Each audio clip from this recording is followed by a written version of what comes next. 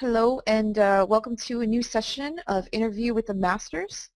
Today we'll be interviewing the awesomely talented Jon Dumitrescu.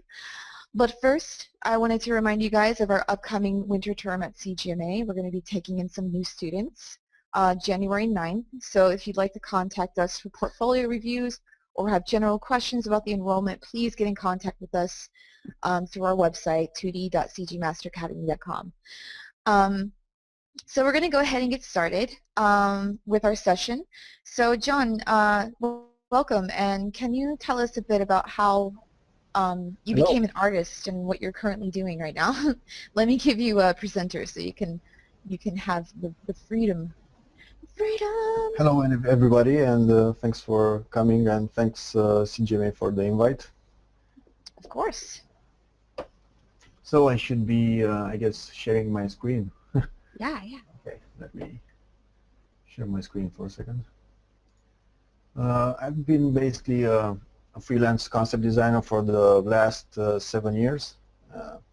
I've started low, like everybody else. Started working my way up, started developing a style, learning all the basics, and trying to expand on that. And at the same time trying to get work for myself, just as everybody has to make a living out of it in the end. So and that's why it's called commercial art. And right now I've been working for studios like Warner Brothers, Lionsgate, Microsoft, Sony, Epic Games, stuff like that, on a lot of fun projects. The latest stuff that I can show are from Halo 2, the Master Chief collection, which I'm going to show while asking some questions from everybody and from you, Alison. And I can also show some stuff from Sony, an undisclosed project, which I really enjoyed doing. Okay, if you have any more questions, let me know. I'll just start showing stuff. Yeah. Just start showing stuff. We got someone who's super excited to be here, Mr. James, and he does have a question. He says that you are located in Romania. He was wondering how do you go about freelancing for such clients over there, or not even over there, but how do you freelance from that location? Well, it's hard to gain trust. I think that's the question, right? It's hard to gain trust from customers, especially like first-time people that hire you. When they hear, like, for example, in my situation, I'm from Eastern Europe, and everybody's like, Eastern Europe. And everybody's kind of afraid of getting in contact with some people that they don't know personally, and they are hiring to do a certain job for a certain amount of money, which is sometimes high because of the amount of work, and they need reassurance. But that's something that you can only develop in time and through the way you kind of act, meaning that you need to have a website or a blog. I mean, you have to be open towards your clients and the way they see you and your work. So the more you can show you're trustworthy and you do work in a way or another, showing work in progresses or making offs of your pieces, final pieces, the more they will know about how to approach you and how to work with you. Cool. So that's Awesome kind of my answer. advice. Just be open and try to give as much information to your clients. And be true to yourself. I mean, don't take on something that you can't handle in that amount of time just because it sounds good to say to a client, because he's going to be more disappointed if you don't deliver the work in the amount of time you promised than just giving it a day later than something you estimated and having it right.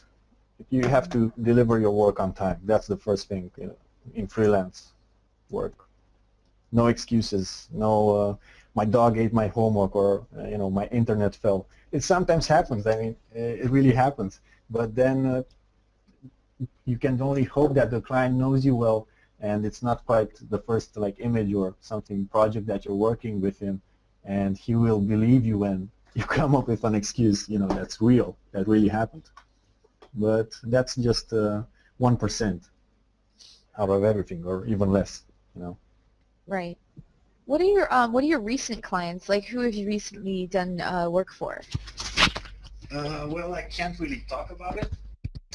Oh, It's a couple of movie projects which might be coming up in the next 2 years.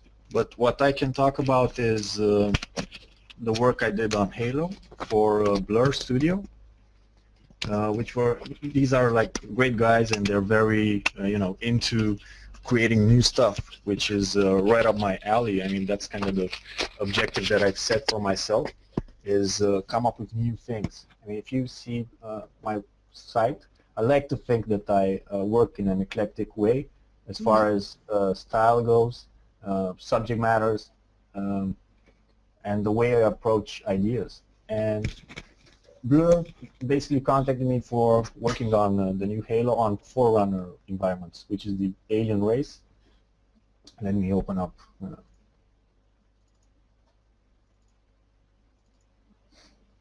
So they basically trusted me with envisioning the Forerunner environments. ooh, We awesome. started so basically Halo 2, the Master Chief Collection, was about remapping the classic Halo 2. And we started out like this, which is great because we had like total freedom, and they were excited that we could explore stuff. And in the end, Microsoft, which was the big client, said, hey, we got to tone down, we got to stick more to the classic. And from there, we just had to remap the whole shapes, the general shapes, and make them a little bit closer to what it was. You know, this was more towards Halo 4 and 5, you know, the whole high-tech stuff. And then we had to lower up our little standards and, let's say, what we wanted to present to this. Okay, let me. Sweet. Oh, awesome. Because in the end, it was about Halo 2 and what it represented at the time, and it couldn't go too far away from it. It just had to keep a connection alive between the old classic one and the new, which looks great and it's updated and all that. Right. That's really cool. Okay. That's awesome. How long did you work on this project? Well, in the beginning, it was just me, and as I went through the briefs, the guys at Blur really liked what I did, and I just proposed to them that they would hire my studio, which I was trying to start off the ground. Oh, We nice. just had like a few smaller work, and this would be like the first bigger work as far as the name of the franchise goes. And they basically hired my studio after this, which I had three more people involved at any given time. And it was like a 3-month contract. And we went to create a lot of stuff, which you can later see in the game and in the trailer that Blur did, which is great. What So is your what's your studio, and how did you come about it? Like, how did you decide that you were going to make your own studio? Well, the studio is called Vortex Studio. The website is still in the works. It should be coming in the next few weeks, the beginning of the year. It basically started as a thing. I just wanted to have a little bit more control over projects. And I knew in the creative way, I mean, the way things look, like an art director would in a project in-house. And I kind of noticed this was going to be the way that I can influence stuff more, have more to say in the general vision of a game or a project. Very cool. And that kind of made sense for me because I'm inclined to this kind of stuff. I just like to figure out where something should head to, start researching, look for references, either written or images, visually stuff, and then take it further from there into a franchise. Very cool. So you kind of It's attune your very studio entertaining. for a specific genre, basically. Sorry? So you basically Sorry, I go didn't hear you. towards a, can you hear me? My microphone on? Yeah, Hello? I can Oh, hear you. okay. I was saying, so you basically chose a kind of style to cater to, right, with your studio idea, like catering towards more Uh, like sci-fi or, it's more like having a studio that can take care of a client's vision mm-hmm, from a point gotcha. onwards. Just modeling that vision. They have something, but they aren't sure what they want sometimes, the Mm-hmm. client. And it's cool when you can offer that vision and you can take care of a multitude of planes, you know. I mean, for example, on Halo, you know, you go from this environment, from inside to outside to jungle to ruins, you know, and it has to be somehow cohesive as far as, you know, rhythm goes. But it also has to be contrasty and different every time. And it's a fun thing to juggle between.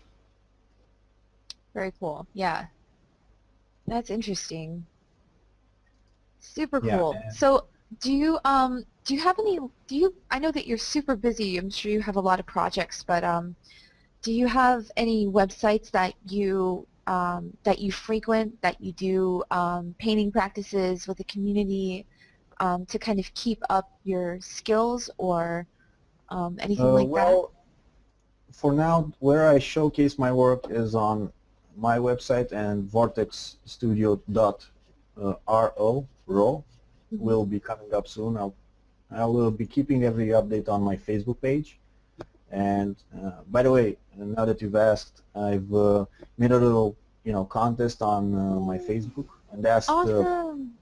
asked the guys following me, and I wanted also to thank for their constant support for me and my work by posting a sketch that they do, you know, under 60 minutes. And I'm just gonna, through this interview, I'm gonna take my favorite 5 and make overpaintings on them. Yay, And that's awesome. suggestions to the guys or any ideas, you know, just to help out. Very cool. Oh yeah, I would love to see that. That's really cool. Yeah, we'll go through it, you know, in a bit. Sweet. Okay, Yeah. awesome. So if you want to check, you know, connect on Facebook, this is my Facebook page, which I've just started, and you can also follow me on my personal page, Come and do it Jon right Dumitrescu. now. Yeah. Awesome.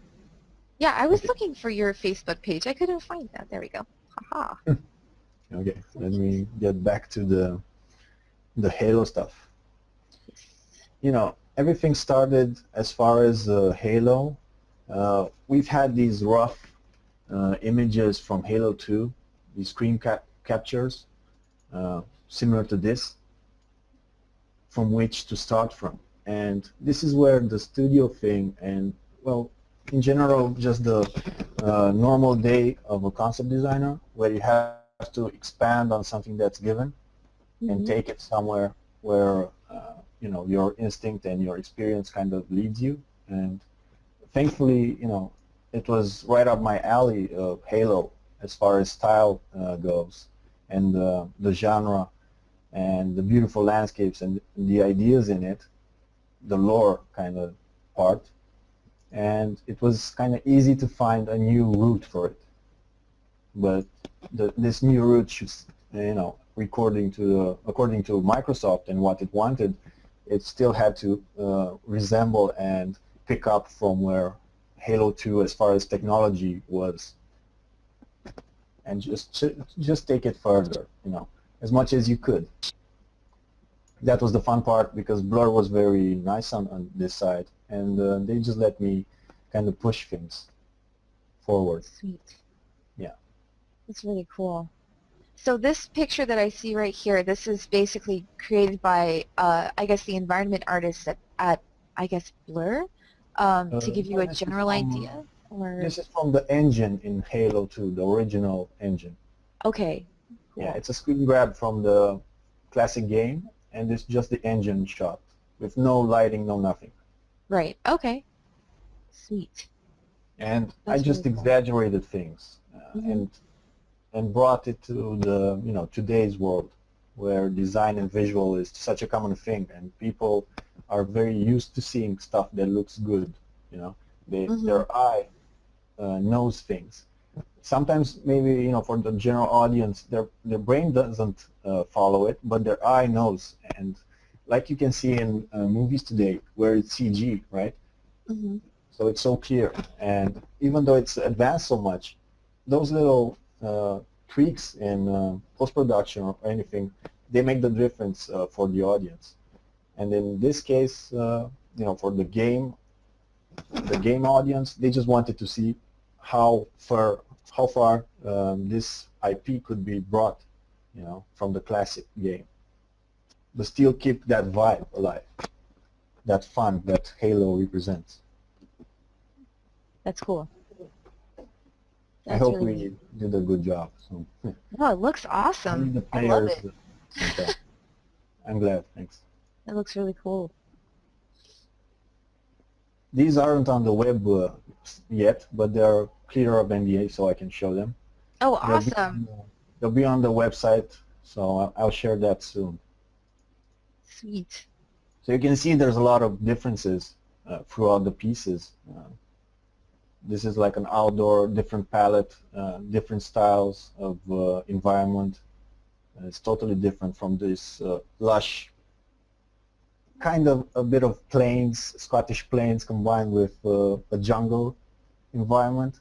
And you're going to something like the East Coast, environment, plus the bay and all the Forerunner technology and all that. So it just went through different things. That was the fun part.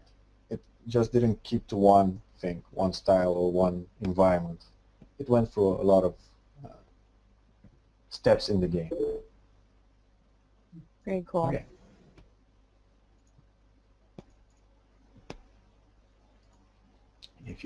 I'm just gonna show up with work. I love that picture so much. Yeah, thanks. This was So done. pretty. This was done as a leading example for the final matte painting of the library.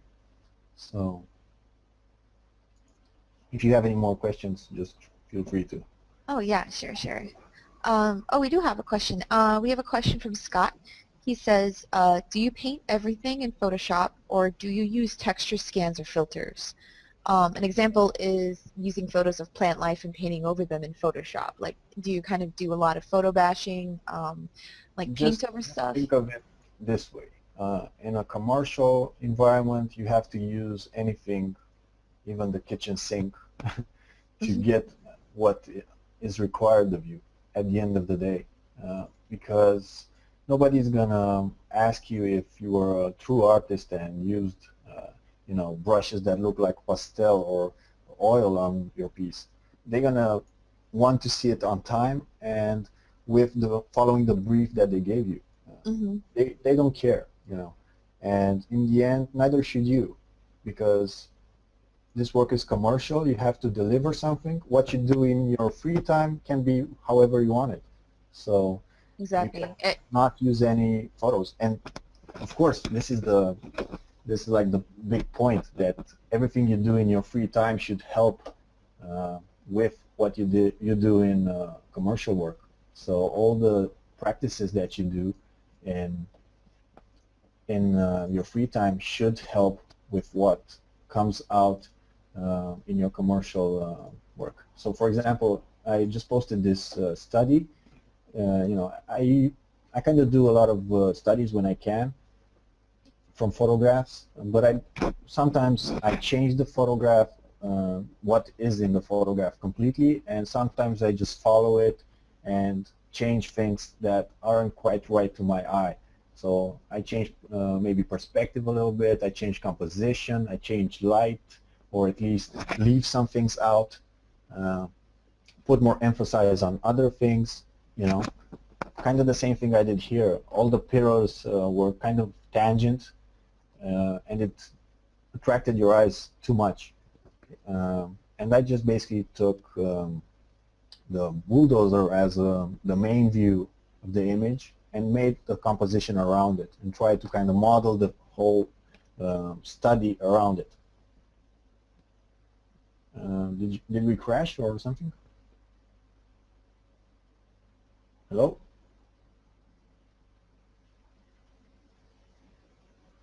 Yeah, can you hear me?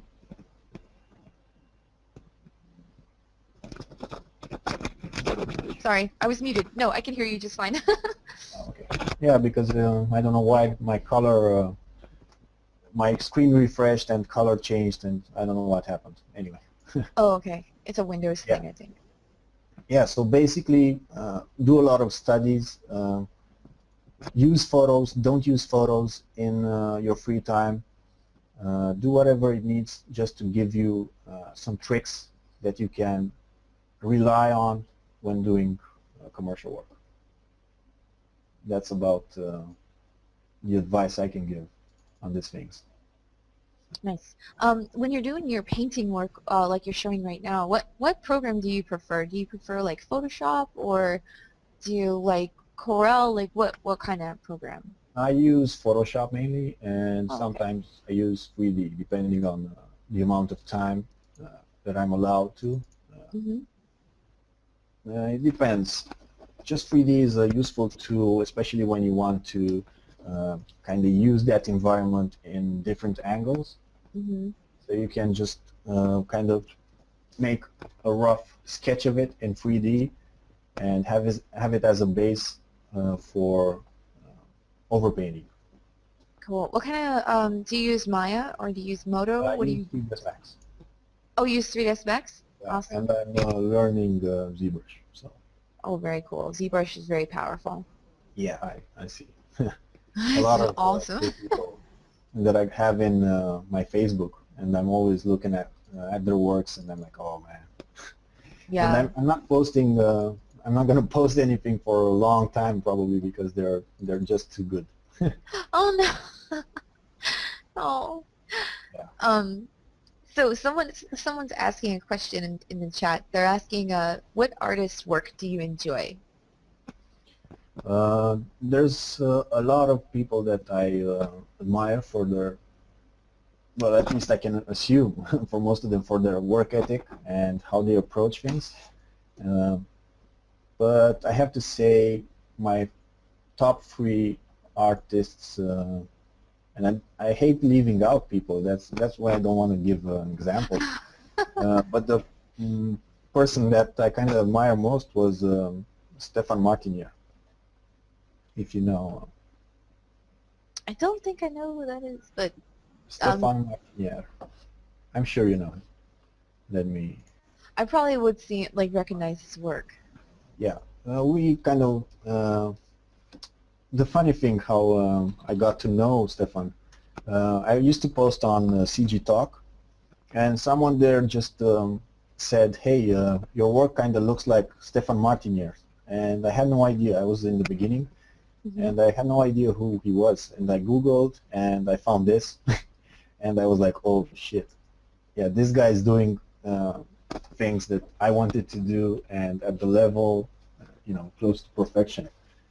And I was flabbergasted, and he became my #1 inspiration at the time, which obviously for the next months reflected in the work I was doing, in the images I was doing. And one day, like in a year or something, I gave him an email, and he answered back, and he was working on Rage, and I was working on Rage, and that kind of thing. That's cool. Yeah. So you guys ended up working on the same project? And we ended up being friends, and That's he awesome. participating in the first Iron Curtain workshop that I did. Mm-hmm. So Iron Curtain was like a manifesto to the lack of workshops and learning experience in Europe, because things were happening in the States and stuff like that, but in Europe, and especially Eastern Europe, nothing was happening. So I basically invited Stefan, and he was the first guest that I invited for the 2010 workshop. And among him, there were the Steamboat guys, if you know David Levy, Manuel Carrasco, Joel de Ros Vigas, Rafael Lacoste. No, sorry. It wasn't Rafael Lacoste, was the second one. It was Sebastian here, Joe Watmo, Gerner, well, and here's Stefan Martinier, right here. Yeah. Alex Alvarez, the creator of Gnomon Workshop. Oh yeah, yeah, I know that guy. Okay. It was the first thing we had here in Eastern Europe, and there Cool. was a big crowd coming at the workshop. Wow, that's really Had, cool. had quite a bit of fun there. Kekai Kotaki, Oh, Kekai. yeah. And this was the first edition in 2010. And everything moved forward to 2012 when it was the second one.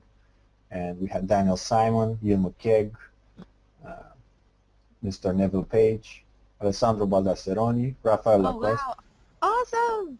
Yeah, You have we some had amazing people out there. That's great. we had a lot of fun there. Yeah, awesome. Might be working on the next one, so if you want to check, maybe check us out on Facebook, like us, and stay in touch with news that will Yeah, be that's coming. fantastic. And is this all based in Europe?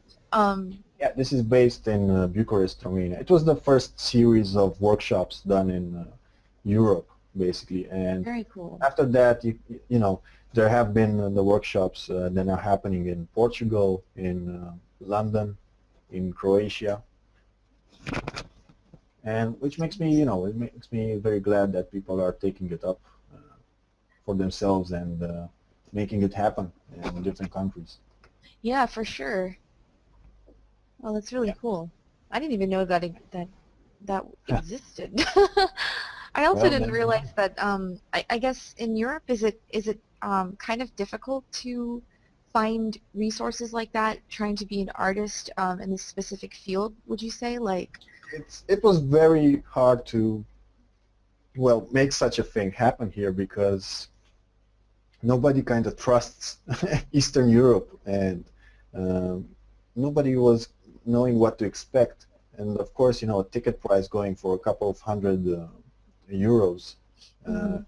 you're like thinking, hey, what's this? Is this a scam? Nobody was kind of expecting it to be for real on the Yeah, first time.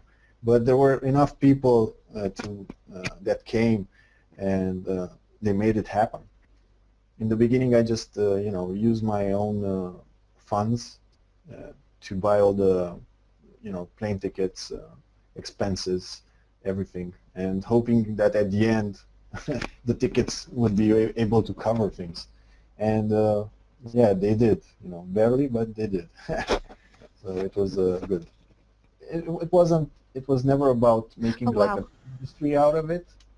Having hundreds, thousands of people, coming to an event, just hyping it out of the room. It was just making something that was very intimate and where you could actually speak to those people, and you could stay next to them. You wouldn't be, fighting with another 1,000 people next to you to get to know that artist and see that he's very down to earth, and see how he started and everything like that. It was a humbling experience that it happened. Oh yeah. That's really cool. I'm glad you guys made it happen out there. Yeah, thank you. Do you feel like And you set like a precedence for that too? Well, by doing that, did more pop up? I think so. Yeah, Um, I think so. I don't, there's there's no point in hiding it in the end. I mean, I'm glad it's a precedent and it encouraged people to do it, entrepreneurs, basically, because sometimes now it kind of changed. Some remained made by the artists, some are made by entrepreneurs, but in the end, as long as people get something out of it, mhm. they get motivation, they get inspiration, it's good. That's the final goal of things. Yeah. Sweet. Yeah. These are still from Halo stuff.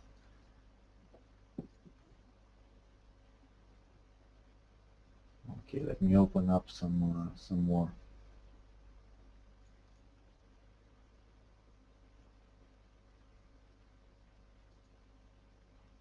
Here I'm Oh, we starting have to a question. from my Oh, wow, that's really... yeah, my guys, the Maricas, which I salute via this podcast. Yeah, what was the question is, do you have any recommendations of good art books? good art books? Well, I think there's been a few mentioned along the way. There's Scott Robertson stuff. When I started, I basically started just by watching the normal DVDs that were available at that time. You know, you could see stuff from Feng Tzu, from Ryan Church, Mark Garner, and I kind of saw what they were doing and tried to apply to my way of thinking, you know. So what I would recommend for someone starting out, don't rely that much on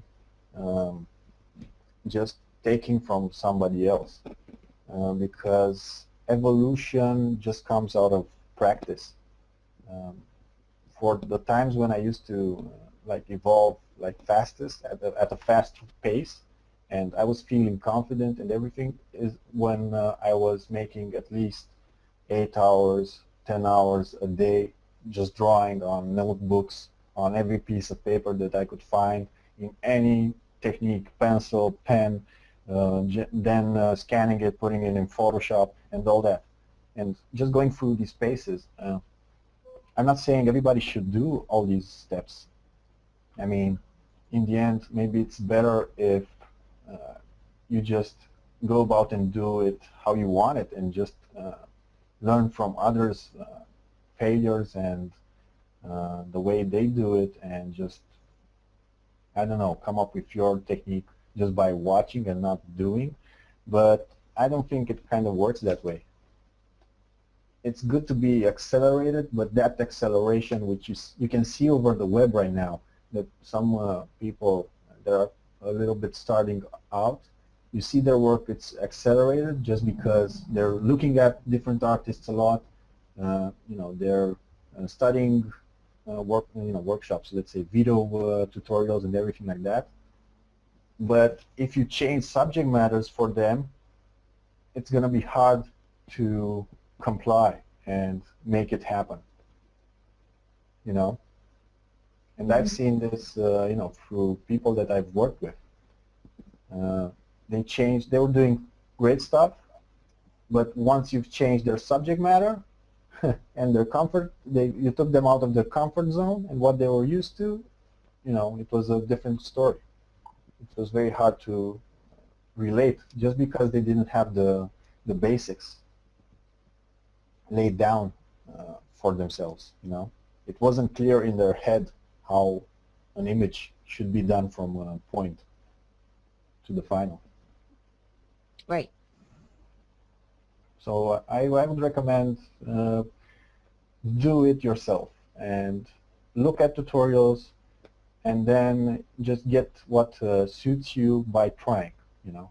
Don't take something that, even what I say, don't take it for granted. Just explore it and see if it fits your view. That's what it's about. Mm-hmm. Oh, that's good advice. You know, this is more kind of a less artsy, more technical, precise stuff. Whoa. Is that like a docking station, or like, Yeah, is that a... it's a docking station that Master Chief floats to. Oh, cool. Yeah. He's picked up by this. Whoa. Yeah, any more questions regarding things? Yeah, we have a question from Anne. This was the interior of it. Oh, whoa. That's cool. Wow. It was a bit hard at times because there wasn't much stuff to change. because the whole corridor, this little, let's say, corridor looked like, let me find it, looked like this, you know, and you weren't allowed to actually come up with big changes. So you had to work with less. Mm-hmm. And it was hard, you know. What happened here? I don't know what happened, but we'll change it. Oh. Okay. So you had to work kind of with less things and be careful where to implement your elements just so you wouldn't change the whole feeling of things and you would just upgrade it. Mm-hmm. But I think we got the hang of it in the end. Oh, it looks awesome. Thanks. I would say you did it. Looks really cool. Yeah, that's the fun part of working in a group, more to say, because you get to direct things and be careful to maintain that direction throughout the project, you know. So that was a big important thing. Oh, so yeah, we have a question from Anne. She is interested to know where you studied, or if you simply just were self-taught to get like where you are today. Basically, I went to economics university at first, and in the first year, just to short out the story, in the first year I left it because I fell asleep during the class, and I woke up with a drawing in front of me, and I just knew I was doing something against kind of my will and against my instincts, and I left that room and just followed my dream. That was to make stories and images. And my inspiration was the Warcraft trailers at the time, Warcraft 3 trailers, which I loved, they just were kind of mythical at the time, and the craftsmanship of it was great. I was just very impressed of how easy it was to convey a story through great visuals, and have it done in the computer. So my first attempt was to start 3D, and when I saw it wasn't just about one guy doing it all and taking so long, I kind of took the shortcut and found out there was concept art, concept design. I was kind of making pencil drawings for my 3Ds to model, and after that I found out this was actually a job. This was actual process. Yeah, you can laugh at me. It was a total noobish, but back then you wouldn't have all these communities out there sharing and whatnot. So information wasn't that much available. And think of it in Eastern Europe, behind the Iron Curtain. That's following the name of the workshop. Things weren't that easy to find out. So. Oh, is that where you got the word Iron Curtain from? Yeah, from the communist age. Oh, whoa, I didn't know that. Yeah, that's interesting. The whole, let's say, half of Europe was kind of divided from Western Europe by this Iron Curtain, which was the communists that occupied things. And it fell with the Berlin Wall. Oh. Yeah. And that's kind of the symbolic of things, breaking the Iron Curtain through the workshops. That was another thing to emphasize, at least as what I thought, Well, that's really interesting. I wasn't aware of that. Well, I'm in the United States, so there are quite a few things that I'm unaware of in the world. But that's really cool and interesting. Yeah, I mean, it's not cool, but it's just really interesting. It's cool. Let's say it's cool now. It's just a cool idea how you kind of tied it in with that. It's a great story. You can make up a great story. Yeah. So you can see through all the halo work that we're changing every time with new image, changing the whole setting, changing everything. I'm going to skip the blur work, and I'm going to go to something else.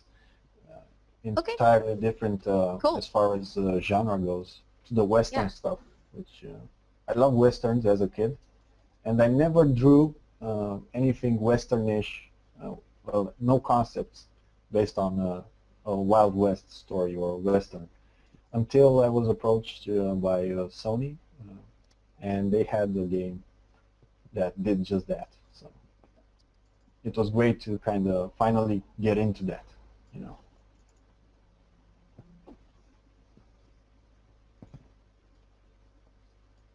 So this is like inside the train carriage, and it's when all shit hits the fan. Whoa. You know? Yeah. So is this during like a raid, or is it gun during battle a crash? inside the wagon. Oh, You know? I see now. Oh my gosh. So you have like first class stuff with materials and these benches and table with all kinds of exquisite drinks, fruits. Wow. And you see the robbers and the sheriff dead here. Just a few story elements that I try to portray through it, and show the audience at least as much information, and for eventual modelers to show enough information from which to make a scene, because the damage helps here, because you can see all the layers, and I kind of made the text for them describing every layer of destruction. I mean, you see here there's plaster with gold foliage on, you see the glass with a metal kind of, let's say, circle around it just to reinforce it. You see all the feathers flying out of the couches, that kind of things. You see the wood, again, the plaster mounted on it, all the this wooden frame here. Yeah, it's like awesome visual cues. The lamp, that it has like a light bulb here where it broke, the surrounding thing broke, and it's just a bulb left. Well, they wouldn't have bulbs back then, but like the candles, whatnot, or the oil lamps. Wow, Just trying that's to a lot of describe detail. as much as possible inside the scene for the viewer. And this was on the way to the gun battle. Crazy. What was this made for again? I can't say. Oh, you can't say. Oh, okay, okay. I wasn't sure if it was. Stuff. Yeah. Okay. I am allowed to show it, but just like this. Right. Oh, that makes sense. They were very nice to let me show it. So. Awesome. And thank you for sharing. Like, it's very interesting. These are like the epic shots where people just want to show as much as possible in them. So show the environment, show kind of how things are laid out, show what people would be in that scenario, how would it happen, all the story information, all the different layers of this story, trying to show it all. You see the train that came through here, through the canyons, and you see the canyons, they're all dark and moody, as well as all the houses here, and the only light is on the train in front of it. So you're kind of thinking this is like a no-go situation. There's no escape, There's a barrier here, there's a barrier here. So the train is, crazy. Screwed. How long did the fight scene take to do? It seemed like there's so much detail in it. Oh, the previous one? Yeah. 5 days. I've had 5 days, including thumbnails, including corrections, sketches, because I always give alternatives from a sketch. I present a few alternatives as far as color goes, light, and those things take time. That's crazy. Was any of this concept like modeled out? Like, did you do the 3D modeling with any of these concepts, or was Here this is, all just painted from yeah, blank? this is like a 3D, which I did of the bridge, Hmm. because it just didn't make sense to draw this. And to try and find a photo that would work here would, again, like wasting too much time. Right. And I just used 3D to kind of model the scene and present it in different angles, sketches, you know. Again, that thing, what I said, using 3D to present different angles of the same subject, because Yeah. once you have like three walls, you can show uh, three images, you know, in 3D. But in 2D, you draw three walls and that's it. You have to draw again three walls. In 3D, you just model them and you have free renders of all the walls, you know. It's just giving options, I guess. Right. That makes sense. And how do you generally start your concepts out? Like after you receive a brief and after you receive like what the Uh, client wants, like a generally. really basic block out, meaning that it's depending on the client and how perceptive he is to what you show him. I mean, if there's an art director, you can show him more looser stuff, you know. Mhm. If he has like a art background, you can show him stuff that's more easy to understand for someone working in the domain, you know. But for a client that's a producer or something, you have to show him more precise stuff, because he can't interpret or see something beyond what you show him, maybe, you know. You have to put the worst in front a bit here. Mhm. You just have to present enough for him to understand, you know. I'm just going to go and paint over the people that posted some sketches and who are going to receive a free print from me. Yay! And I'd like to like mention them. Yeah, So sure, please. Andrei Pinta, we get one. Ajit Jare, I hope I'm pronouncing it right. I apologize if I won't. Alexander Tumler and Daniel Taika, right? Okay. So Huh. I will please contact me in the private and I'll send out the print to you. Okay, I'm just going to import something and see if I can make it a little bit better through some directions. You can ask the questions as I go. Oh, cool. Yeah, I basically have been asking them as we've been going through, Okay. because some questions are really relative to what we're currently talking about. So, um, there was one person that was asking, um, how was the very beginning of your career, and did you work in a studio before doing freelancing, or did you just jump directly into freelance work? There's another funny kind of story here, uh, which I went through, and I think it's a nice experience to have working in the studio. Basically, for me, what happened was uh, I was just working on my own stuff, and a friend of mine posted my portfolio on a campaign that a studio here was doing. So we have like a Ubisoft studio here, and he posted it on their, you know, their contest page or whatnot, which was for a position in concept art, you know. So there will be like a free position for a concept designer, and he gave them my portfolio, and they chose it out of you know, the people that presented their portfolios. There was just one spot available, Oh, and they contacted me, and I was like, what? What happened? I had no idea he did it, you know, oh at wow. first. Yeah, it was kind of a funny story. And they wanted to come in and talk. And, you know, I heard of Ubisoft as far as the company goes, and, you know, the rep that it had for the games, you know, Prince of Persia, which I played as a kid. And I was expecting stuff to be great, you know, but this is not the Montreal studio or whatnot.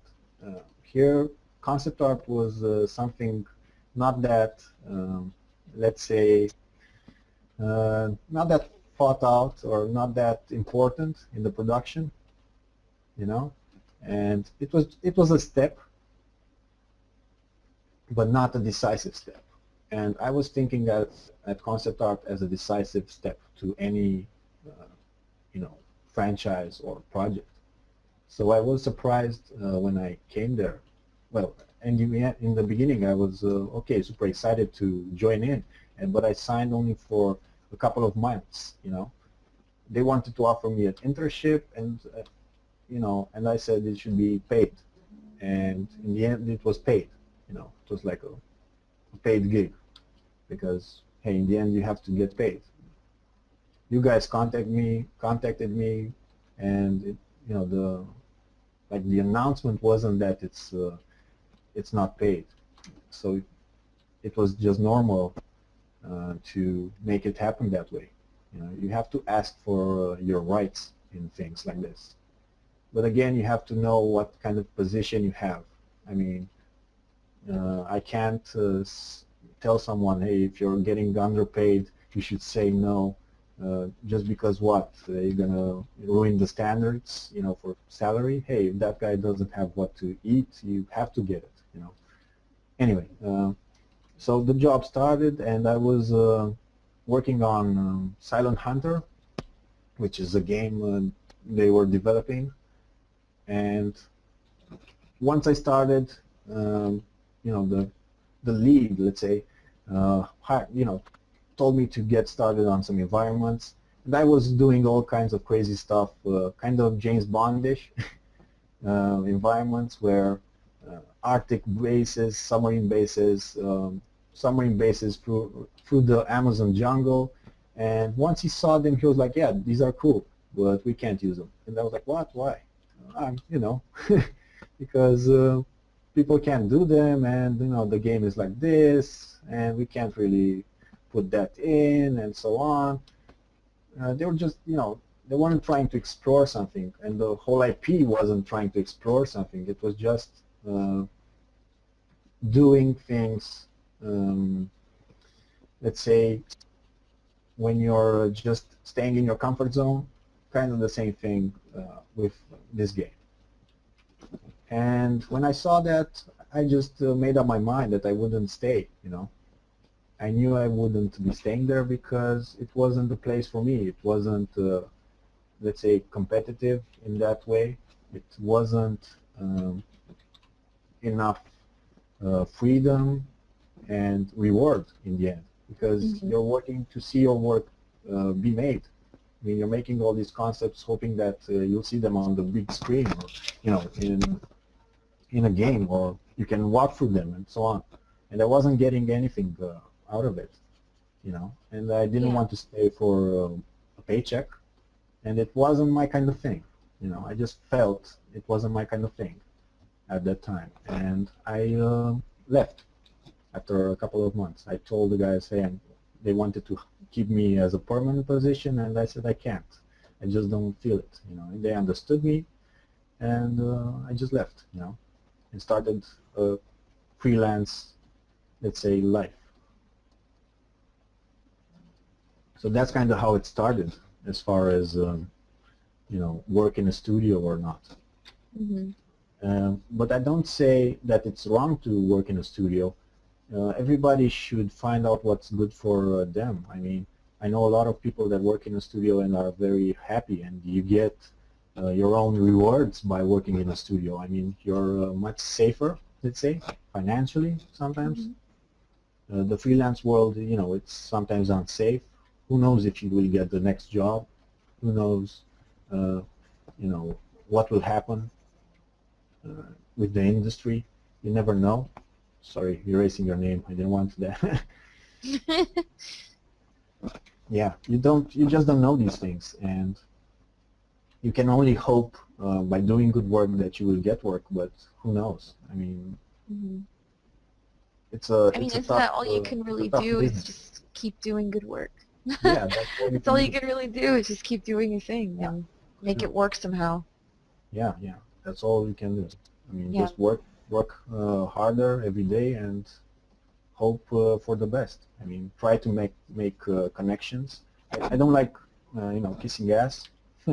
So I'm not the kind of guy you'll see just going, how are you? Oh yeah, I'm just gonna be natural and like recommend to everybody because in the end, people will kind of smell you out on how you really are. If Mhm. you're fake, they'll know. It's just better to show who you are from the start instead Mhm. of giving the wrong impression. Just Yeah, I agree with that however completely. it makes you happy, that's important in the end. Yeah, that's cool. Wow, you really made this thing really interesting. That's Yeah, awesome. it's a long time. It's a long process in the end. I'm trying to take my time. Sometimes I go very fast about things, and sometimes I go just a little bit slower. Hmm. Uh, I'm trying to just show different techniques, I guess. Hmm. I want to just use I'm using just a single brush right now. Later on, maybe I'm going to use more brushes. Uh, I'm going to use photos and stuff like that. Yeah. Yeah, someone's mentioning that you're giving really amazing and solid advice to everyone. I have to say you definitely are. Some great I hope advice. so. I mean, Yeah, it, it helps a lot. I know when I started, I wanted to have someone to tell me stuff, and I didn't. And I right now there's a lot of things happening on the internet where there's a lot of people giving advice, and I'm not always sure that they're the right people to give advice. Hmm. Uh, so just take things, don't get into the hype. Just take things as they are. Try Yeah. to rationalize before diving into things. Just be yourself. Don't take Hmm. anyone's word for it. Yeah, that's kind of Go how put I your do own my thing too. own filter on things. Exactly. Because they're just doing in the end. A lot of them are doing it for the money. Teaching, hyping around Facebook. Don't get dragged into it. You do it for the pleasure of doing artwork and creative stuff. You know, Hmm. creating a vision, creating an IP. Just do it for something you love. Don't think about fooling someone or making money because Hmm. money in the end, if you're good at what you do, will come. Right. That's good advice. So are these all the different people that were commenting in your Yep. Facebook or that entered the contest or something? Yes, these are the Cool. guys that I mentioned earlier. They're Awesome. not five, but it's a Sunday afternoon, so I'm not gonna complain. Everybody's entitled to their free time. Are they in here right now? I guess they might not, maybe I don't it's too know. late over there. I don't Might know. be. I guess these are people from all over the world though, so it's Yeah, maybe. one at least I know he's Romanian from the name. Oh, I okay, awesome. know he's Romanian.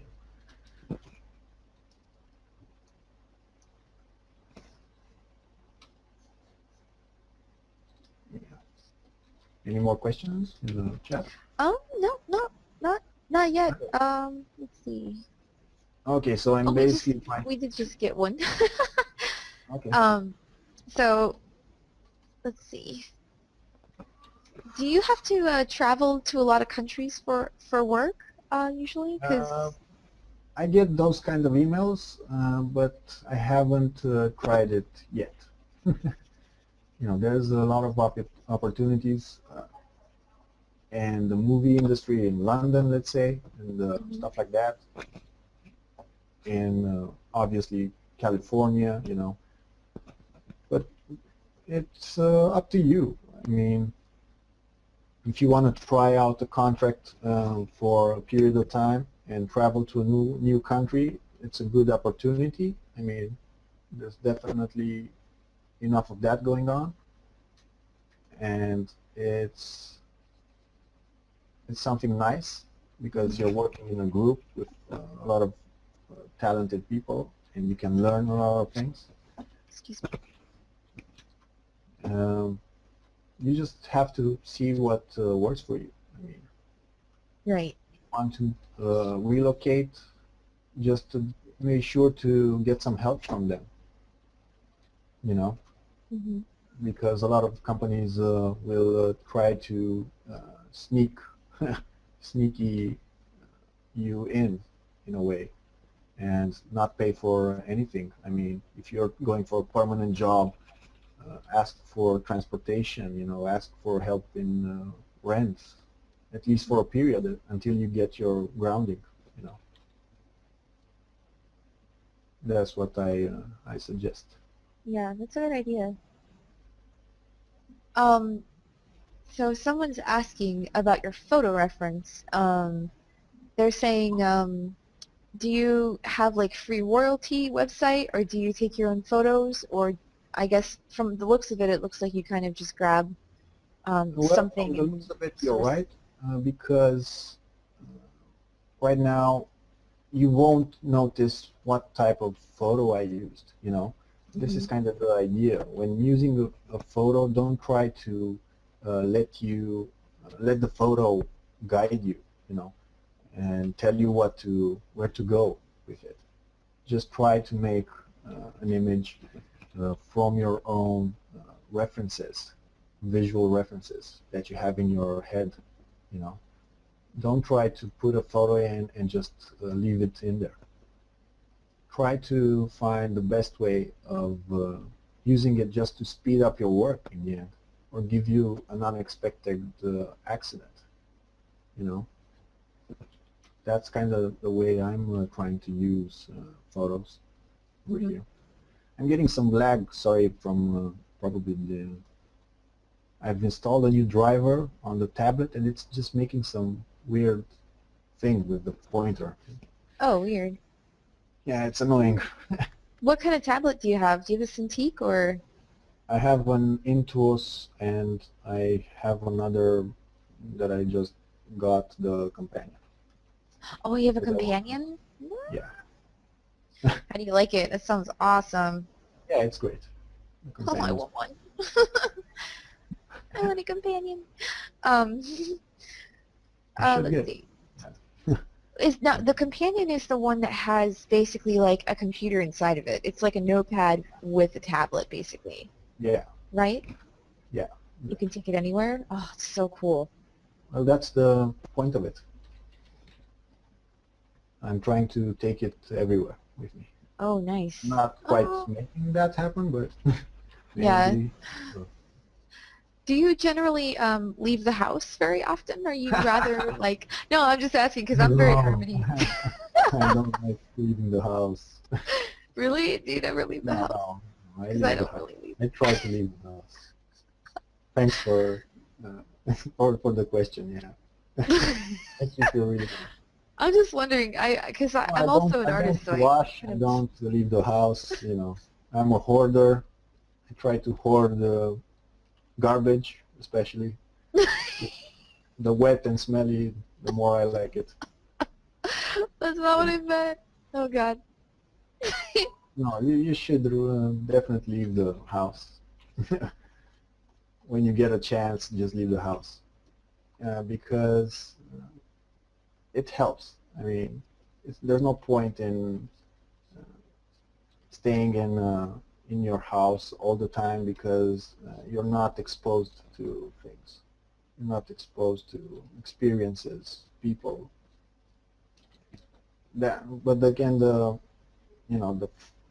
throwback of doing concept design, and especially as a freelancer, is that you have to work inside your own house, so you kind of be alone all the time, Hmm. and for you have to be motivated by yourself. Yeah. Well, you know, and it's a hard thing to do. It's Hmm. really hard to motivate yourself and stay motivated. You know. Yeah. What kind of stuff do you do to stay motivated? Do you kind of try to make sure to watch the latest movies or listen to different music or like how do you feed yourself the motivation? I try not to think about it too much. Oh, okay. That actually Because is a good idea. yeah, because once you start thinking about, I don't know, if it's going well, if it's not going well. When you have like a break, you might get depressed because you're having a break, even, you know, that kind of thing. I went through. You get sad because you're not working when you shouldn't, you know, because that's how your brain is kind of accustomed to, because you're stressing him out. You're stressing him to work all the time and see work as the final end game, but it's not quite like that, you know. Yeah. Real life is the end game, and that's how you should approach things. You know. To get motivated, I don't know, I spend time with my girlfriend, and unfortunately, when she doesn't have time, when we don't have time, it's a big drag, because someone has to kind of say, hey, you need to get out, we need to get out. And when we're both in a state working, then it's bad. You know. I'm sure a lot of you experience that and know how it is. But you have to realize, hey, when you have a little bit of time, just move out, you know. Get out, see a movie, go to a place, watch a play, I don't know. Yeah, just do something. Make your brain do something else. Yeah, do something else. Just lose it for a bit. Because it will That's really help. important. Yeah. I feel like a lot of artists kind of get stuck in their own minds like that, and they don't remember to let their brain breathe, and they get really stressed out and kind of defeating. They kind of self-defeat themselves in that sense. So. For sure. And just try to find new ways of entertaining yourself in the end, and just don't think as a job, even though you have to. It's a hard balance to find, you know, this kind of work. And what helps for me is just making up little stories in my head with the work that I mean, if you see right now all these circles, I'm just thinking, I don't know how these structures came up from the ground, and they're like forgotten and ignored because people are, you know, making these artificial hills, you know, that you see in China for rice and all that. And oh, those are so interesting looking. I just saw them recently. yeah, they're great. And you know, I just thought about the crop circles. Just thinking about agriculture, I thought about crop circles, and I thought about how about applying those crop circles in the rock directly, and show that there's more to this world. You know, here it's normal, and up here it's not. It's not. You know, so you have like a few fun elements to work from in your mind, at least. Keeping it interesting. You can also tell your clients about it. You know, it might spark something for them, and don't hoard all the ideas in. Yeah. Good to share with your clients thoughts that you get, because if you had an idea, you should have another one. So don't worry about that. And that's kind of how it goes. That's awesome. So it looks like we're running a little overtime here. And there's like a time that it's only usually an hour, but if you want to continue talking and doing your paintovers, you're more than welcome to. Finish the stuff here. Yeah. So just continue. It's totally fine. For those of you who are watching, again, feel free to ask any questions if you have them for John. I'm not sure if the webinar will actually end at a certain time automatically. I don't think so. I don't think it will. Okay, cool. So. You should be positive about these things. I used this webinar system. I don't trust it. Yeah. So right now I'm just trying to make it a bit more clear that there's this rice field here. I'm just rice terraces. That's what they're called, and just indicate them a little bit more, you know, and show that it's kind of water here. Anyway, next. Come on, guys, ask some questions. Don't be shy. I mean, shy isn't to your advantage in the end. In any situation, if you see someone, you know, even with clients, if they're taking advantage of, there are people out there that will take advantage if you're shy with them. If you don't ask them in first emails, hey, are you paying? Are you, what's this about? And so on. You're gonna get hustled. You gotta expect that. Mm-hmm. Looks like we do have a couple comments and questions. Someone is saying thank you, John, for carrying on. It's so cool to watch you work here and what you're thinking as you're painting. Have some people appreciating your attitude towards everything, which is awesome. Right. Someone's asking if you use perspective grids when you're doing stuff like this. It looks like you're not really, but you're still thinking I'm about sorry it. I'm giving the wrong example here without using perspective grids, but sometimes I use, sometimes most of the times I don't. Right.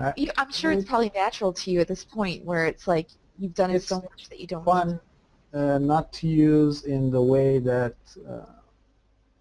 I don't know, it just, perspective somehow, it just came natural to me, you know. Mm-hmm. I've been lucky enough to have it in a natural state, you know, and I'm trying to take advantage. But don't get fooled by this, because sometimes mistakes are made in more complicated perspectives, Mm-hmm. and it's good to avoid them. So just throw in something like simple, you know, like this, simple perspective. I throw in just to check myself sometimes in work. Someone's asking, are you going to go to the Trojan Horse is a Unicorn in Portugal next September? I'm not sure what that is, but... What do you mean? I don't know what that is. I don't know. Trojan Horse is I would try to see, you know, regarding my schedule, but I'm also kind of planning, and I hope to take it to fruition, have the Iron Curtain workshop with someone that I greatly admire. So I hope that works out, and, you know, I try to kind of take, it's a great thing what's happening there, but I also believe in what Iron Curtain started, so I have to kind of support also, you know, what I'm trying to do for Eastern Europe. Mm-hmm. Oh, this looks really cool. I just looked at the website. Miguel just shared the Trojan Horse. Yeah, they have a lot of. They're following the pattern. I think I can brag about that of the Iron Curtain workshop. Yeah, yeah. It looks cool though. It looks kind of awesome. They're great. They're doing something great. So yeah. I congratulate them. Very cool. Definitely. Let's see. We have more questions. Someone's asking about how long was it between the time you started studying art until you started getting money for your art? I think from what you've been saying, it sounds like you have just done your art. And no, what to say about that? It's tricky.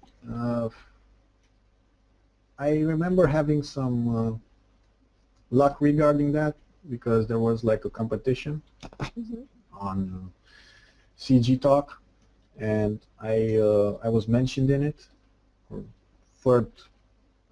third row or something like that, kind of in the first couple of years I started, and that brought some illustration work, you know, which was more serious from what I was having, you know, from the usual work that was like crummy paid, but I was still doing for the pleasure of it.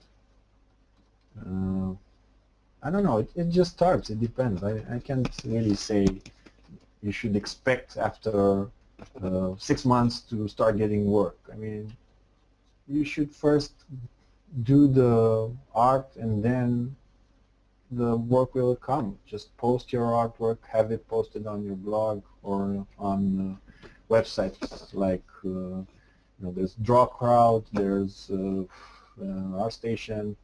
You know, just have it posted first and see how people react to it. I mean, good work always comes ahead. In these things. Mhm.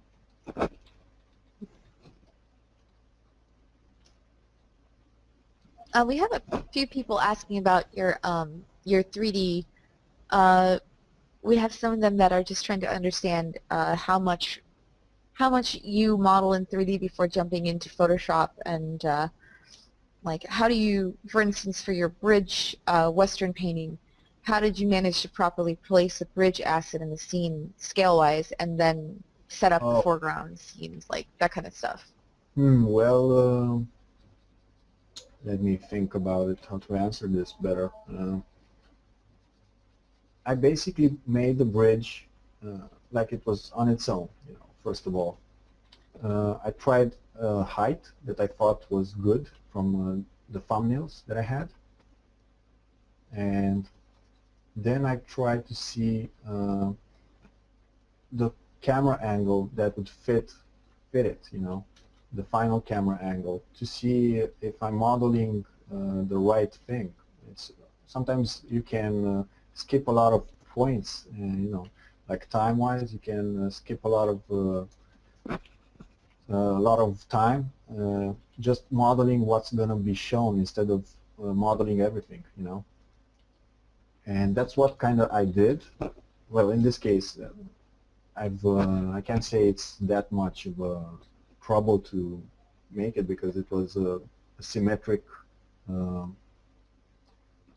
how's it called, a symmetric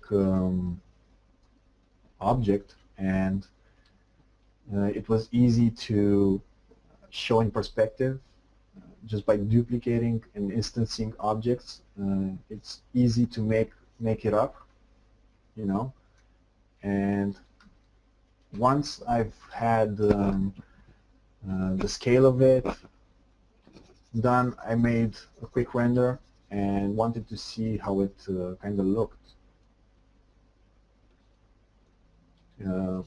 I think I'm going to just open the folder. I'm just thinking if I'm answering the question right. Let me see. I would imagine it might be kind of difficult to explain that without showing it, but I think I understand. I think I understand what you're saying. I mean, check this. This was the thumbnail, right? Yeah, yeah. Oh, that's your thumb. That's Oh, I just the see. bridge, right? So Oh, imagine just taking, I can't find just a render of the bridge, but imagine just taking this, making a rough statement as far as the size goes, and taking it then and detailing it out, And even here, I just made it for myself. I didn't have to actually make the wagons, but I wanted to find out an interesting perspective for them to fall in, mm-hmm. to explain the art director, about it. It's really cool. Yeah, I think it's really neat that more and more artists are kind of using the tools of 3D and implementing them into their concepts. Makes everything so much faster. It makes it faster in a way because you're still spending a lot of time modeling. That's true. That's true. But at least you get a really good base. Yeah, You don't have to stress out about you get a perspective. base. It depends on the project Mm-hmm. in the end, on how you want to have the project look, because if you want a painterly approach, you have to get in more painterly and so on.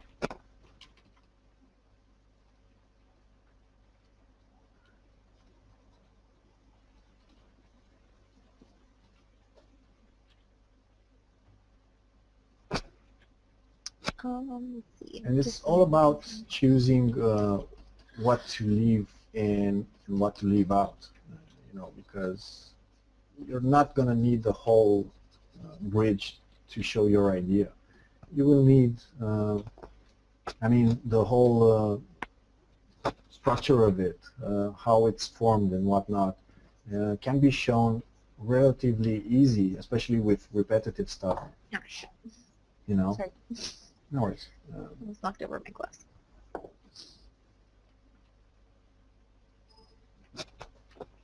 By repetition, you give a lot of detail and depth.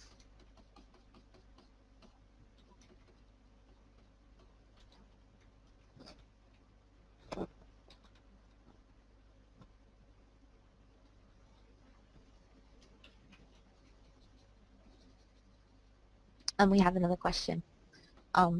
Someone's asking about, tell us about what you intend to do in the future with your art and with what you're doing. Do you have any plans, goals to be achieved in the next years?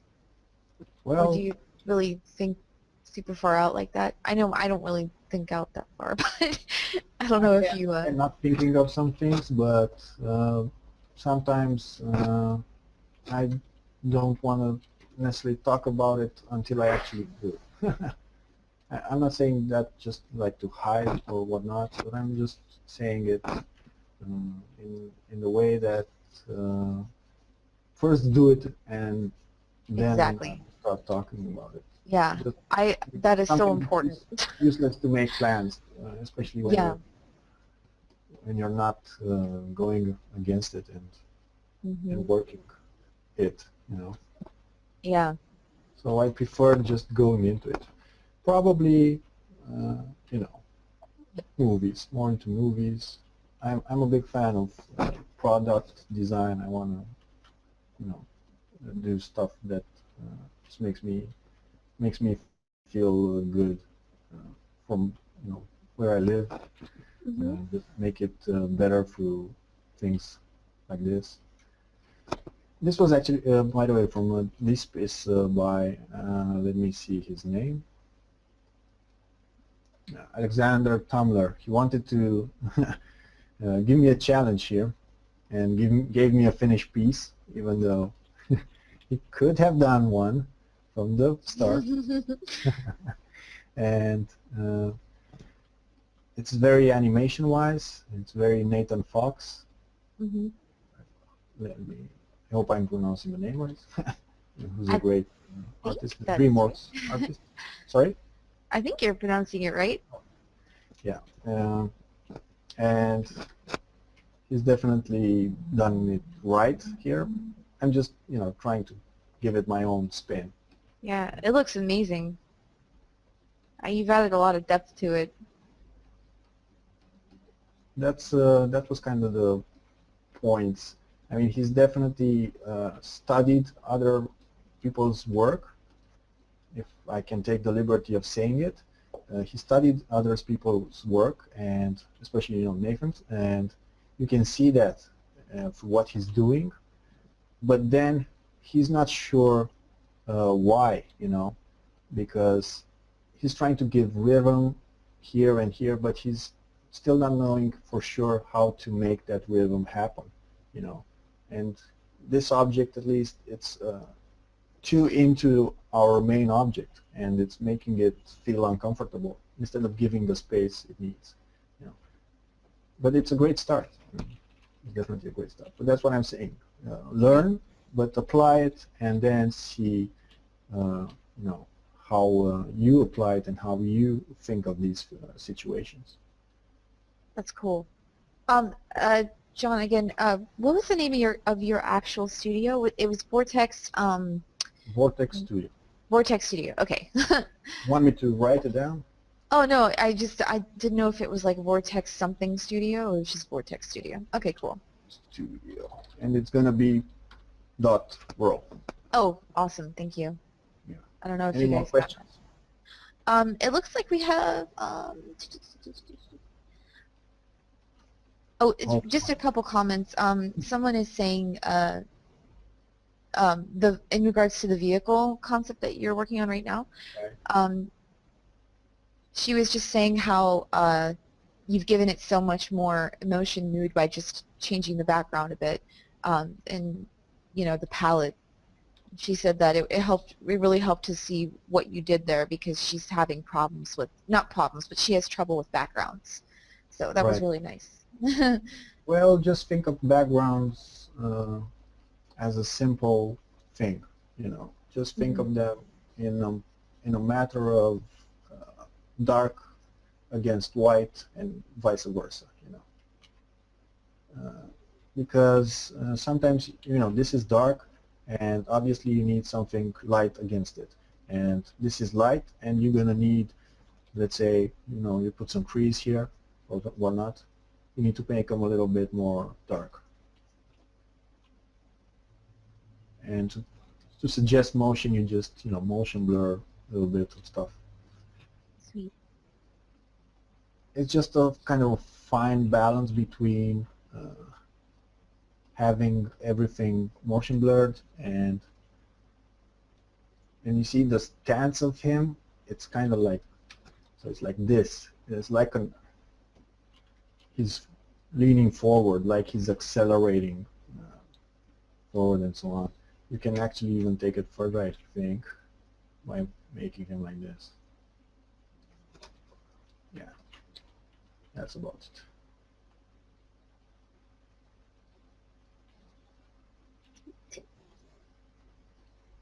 And it's just about coming up with a big shape, instead of having numerous stuff. Well, I've lost the machine gun, but it just didn't make sense with that kind of object, at least for me. It didn't make quite that much sense, so that's why I lost it. But it's a good exercise to find these, let's say, more impossible situations, stuff that's not quite working, and then make it work. It's a fun work.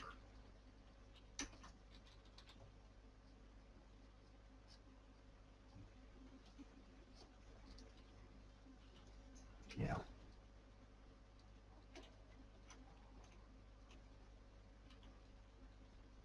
And you can say this is the part of the engine that's been heating up from all the heat of the engine. And you can Google this kind of stuff. So it's so hot that the whole metal is turning red. Yes. It's cool. Yeah, it's like having fun again. It's just having fun with these things. That's awesome. Yeah, it looks really neat. Someone's asking your opinion on something about the internet and its massive reach. Do you think Right. that it's going to become harder for all concept artists to get work because of that, or do you think it might just generally help everybody? It's definitely a plus, and it's also harder if you don't work very, very good, because I know something from Nathan that said, that it's crowded at the bottom. So Mm-hmm. just It's get good crowded at the and bottom. yeah, crowded at the bottom, and he's right. Wow, that is true. Oh my gosh. I didn't even think about it like that. It's kind of awesome. Um, Yes, Matt, regarding the webinar recording, it will be available on our YouTube. You should subscribe. I can send you our YouTube link where this interview will be available. We also have a lot of other interviews Post too it on on there. Facebook once you give me the link, so Oh you yeah. can, you can see it on my Facebook if you're out there. Okay, awesome. I'll link it in the chat here. Boop. I'm trying to make it a little bit like a shark over here.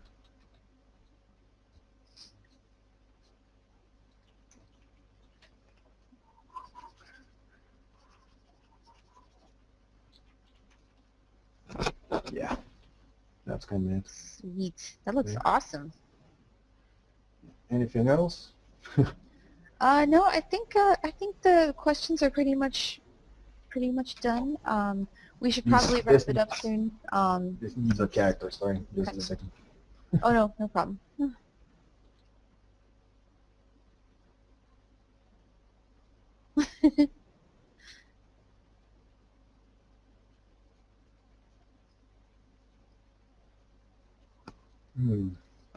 Screw it. I was on the wrong layer.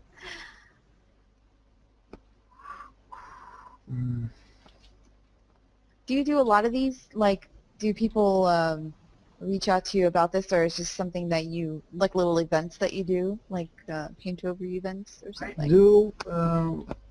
I get reached out by people, and they ask if I want to do mentorship and stuff like that. Yeah. And Have you I'm considered teaching, not or? totally. It's a hard thing to do. That's. I don't know. Some people seem to be more comfortable at it. Yeah. I don't want to cheat anyone out of something. I know, there's a lot of gumroad going on, but I also feel that only a few are actually helpful in that way, making it that kind of a tutorial. And this is how I always end up spending more time on a little character in the corner than on the whole illustration. Because I just, at first I say I'm just going to make a stick figure, something basic, and then I see like a pose, I try to make something like an attitude just through his feet, through his arms, and drawing it on the same layer as the whole thing doesn't help also with changing it. So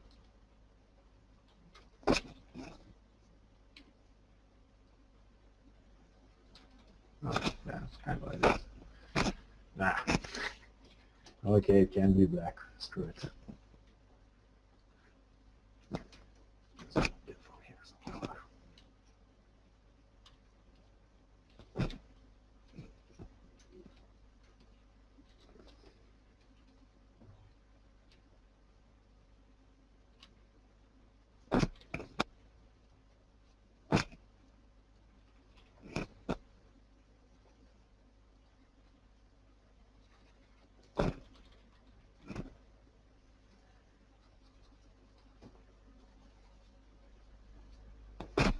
Yeah, something like this.